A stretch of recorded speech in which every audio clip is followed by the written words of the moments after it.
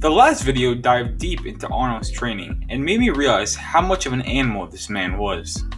To perform 2-a-day workouts 6 days a week with as much volume as he was performing is absolutely insane. And not to mention, he was doing it on contest prep when his calories were so low.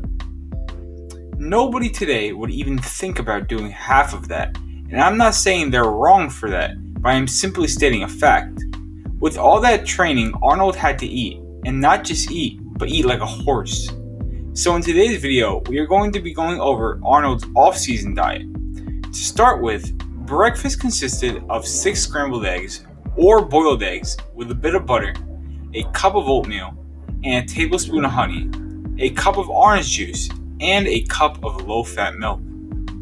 The eggs come out to around 350 calories. The oatmeal with honey comes out to about 360 calories. The orange juice around 150, and the low-fat milk about 120, making this breakfast a whopping 970 calories with about 54 grams of protein. It was certainly a good start to a day for a man that needs to eat as much as he did. Later, he would have a mid-morning snack consisting of a handful of nuts and an apple or banana.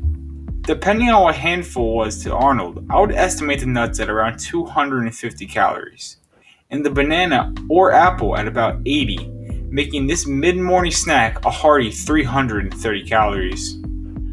For lunch, Arnold had a healthy sandwich consisting of whole wheat bread, 8 ounces of chicken breast, some butter, an apple, and another cup of low-fat milk. The bread comes out to around 200 calories. The chicken breast comes out to about 220. The butter adds up to about 100. The apple is about 80. And the cup of low-fat yogurt finishes off with about 120 calories. This whole lunch adds up to about 620 calories. Since it was the off-season, Arnold trained once per day in the afternoon, as opposed to his famous twice-a-day training. So before going to the gym, Arnold had a quite odd pre-workout snack that consisted of 3 slices of cheese and a banana. It is quite odd because most would want fast-digesting carbs before a workout.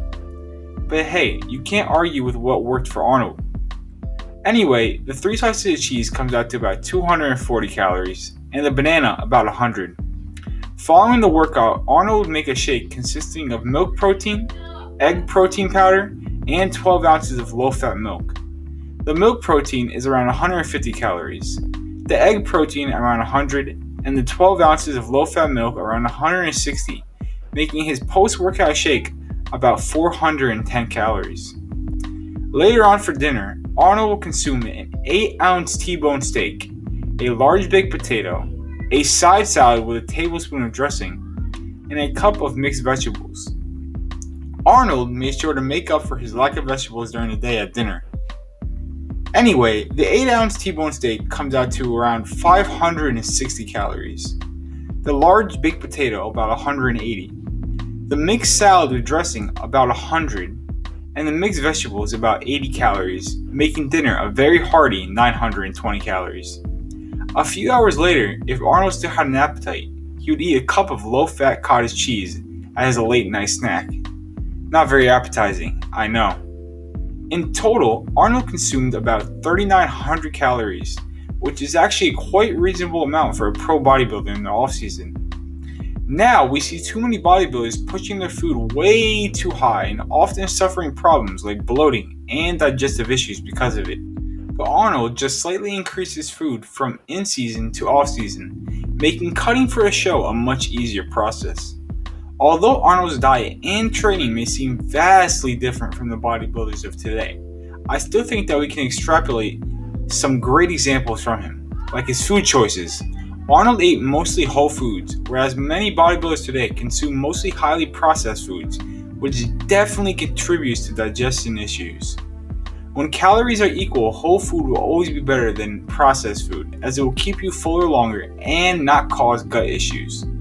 Arnold's diet saw him consuming whole foods and not dirty bulking is what allowed him to come dialed in every year to the Olympia.